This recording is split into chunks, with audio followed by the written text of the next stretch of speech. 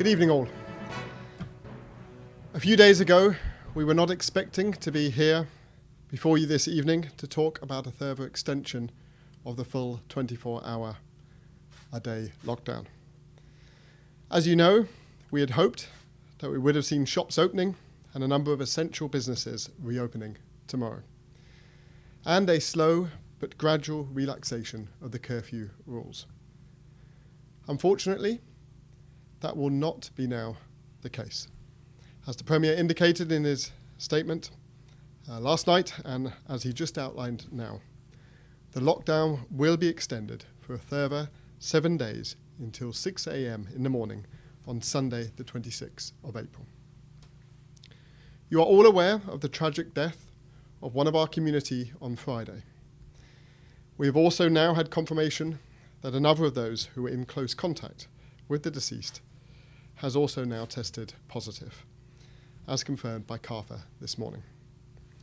As such, we have, as a Cabinet, upon the advice of our medical experts, taken the decision to extend the full 24 hours a day curfew for a further week, which means we must ask you all to continue to remain in your homes.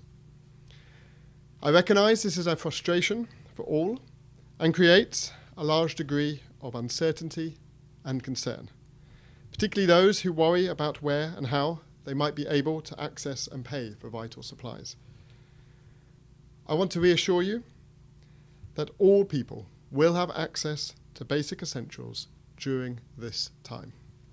I also want to underline that our overriding motivation is to keep all in the territory safe. We cannot rule out the risks of the virus transmitting in our community, but we can reduce the risks by minimising interaction with people and by staying at home. Cabinet has met for much of this weekend and has been working closely with our medical experts, health teams, supermarkets and suppliers, police, the public service, volunteers and others to ensure we have a plan that will facilitate this as safely as possible. There are no easy decisions. There is no set playbook for what we face, and I am hugely grateful for the hard work of our HEOC team and the Minister for Health's leadership in coordinating that approach. We want to ensure this lockdown does not lead to further undue hardship. Over the next week, the majority of people will be expected to order any foods or needs simply by calling or submitting online deliveries from many shops for home delivery. Many of the food and supply shops have set up arrangements for online or telephone orders, and a network of home delivery services is in place and is being expanded. I'm grateful for rapid work of our business community to continue to serve customers in this new way. Thank you. I will sign a revised curfew order that allows for key services to operate for the purposes of providing supplies for delivery. This includes supermarkets, wholesale food and drink providers, gas, fuel, water production and delivery, bakeries and pharmacies. The details of which businesses can be approved will be published fully. The critical thing will be that no shop will be open for public access. They will only be open for staff to fulfill orders for delivery. Supermarket businesses may have staff working 24 hours a day so that they can prepare orders and restock during the night if required. However, all deliveries will take place only during the daytime, from 6 a.m. to 7 p.m. at night. For those who are not able to access online shopping, are vulnerable or unable to pay for their basic needs, you will be able to register, as the Premier said, to get an essential supply package. To repeat again, the essential supply hotline for this is 852 7688.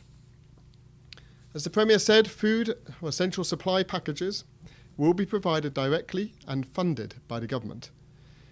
This will be an essential basic supply package only and will be delivered to your home. Seniors and the vulnerable will be prioritised. Please, though, only use this service if it is absolutely necessary. We are relying on you to do the right thing and to not abuse the system. Please think of the whole community and help us to prioritise supplies to those who need it most. If you can afford to wait for food or to pay and order through the normal shop routes, as I mentioned, please do so. I am very grateful for the support of suppliers, delivery teams, public servants and volunteers who will ensure that all will be able to access food and essential supplies. Cabinet today decided that we will surge support from across the public service to ensure that we are able to support you best. The Deputy Governor is taking forward plans with the HEOC for public officers to be reallocated to support our food need helpline and to support deliveries to those in need as required. I also want to assure everyone across the whole territory that the arrangement will cater for ensuring that people across all of our sister islands have access to food, medical and essential supplies as well. We appreciate also that there are some who live or are staying on boats. It is critical that our marine borders remain closed so that we do not risk any new potential cases of the virus coming into the territory. We have formed a joint team of the Royal Virgin Islands Police Force and Her Majesty's Customs, supported by additional immigration officers, to enhance our surveillance on our waters. We have also agreed extra boats for our teams, and I'm grateful to the Premier as Minister of Finance for his support to this. To help our enforcement efforts, we have restricted the movement of private and commercial boats on our waters, except those for freight and cargo.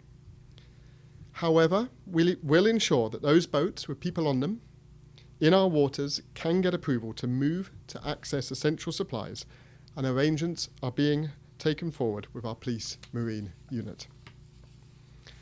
We have also taken measures to ensure that we can boost our fresh food supply. Therefore, commercial farmers, once approved, will be able to deliver their produce, and a limited amount of commercial fishing will be approved. We will also allow approval for essential work that can only be done physically in an office for a limited number of legal and financial service staff, apostilles and related staff to ensure that our financial services industry continues effectively. We will also ensure that our criminal justice system continues to function and arrangements are in place for this to work remotely. Businesses and those involved in supplying or delivering supplies will need to get an approval pass. Passes for this curfew period will only be issued for persons listed in the approved list of essential services. Passes for persons on this list will be managed by the Ministry of Health and issued by the Deputy Governor's Office under the authority of the Curfew Act, which I will sign. Applications for passes should be sent to the Ministry of Health at gov.vg. That's Ministry of Health as one word, at gov.vg, by listing the business name, pass holder, email address, phone number, and general reason for the application. Passes can only be used within a specified period, and businesses are signed and only whilst on duty, and it is only valid to one assignee. They will be sent out electronically, and people must carry ID with them to accompany the electronic pass if needed. Further details will be set out in social media, and people can text or WhatsApp 540 5946. Businesses must also comply with the HEOC health protocols, including the protocols for safe home delivery. Breaching of that will result in the approval to operate or deliver being removed. This is, as I'm sure you can imagine, is a massive undertaking for government. So we will be operating the system with the support of public officers and volunteers, and I am hugely grateful for all of their support. I'm also hugely grateful for the support of our essential businesses. This is a national effort to make sure that we can keep people safe and ensure that everyone can access essential supplies. We recognise this is unsettling and you will have many questions. And I want to be honest in that there will likely be some teething problems as we sort out the mechanics of ensuring everybody is catered for. This is something we have never done before. These are unprecedented times. I ask for your patience, forbearance and support.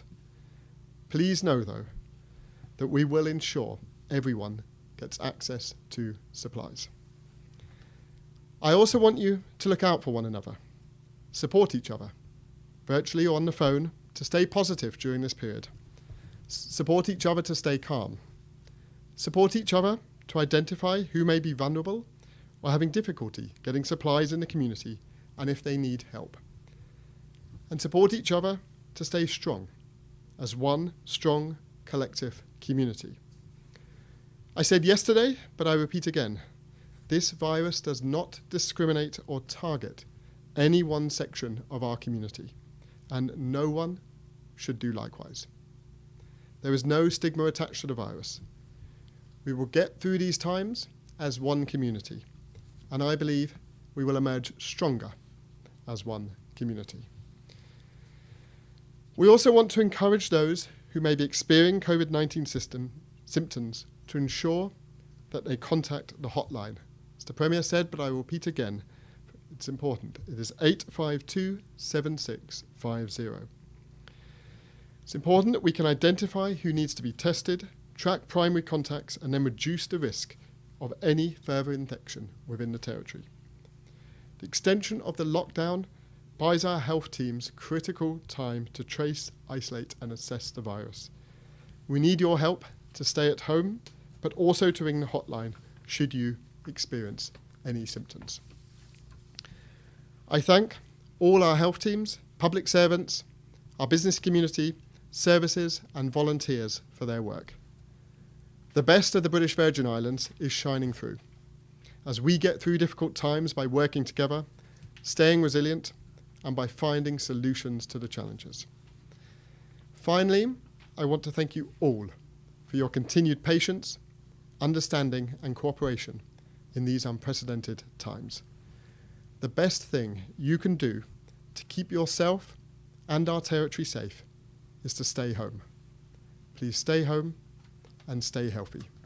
Thank you, and may God bless this territory. Good night.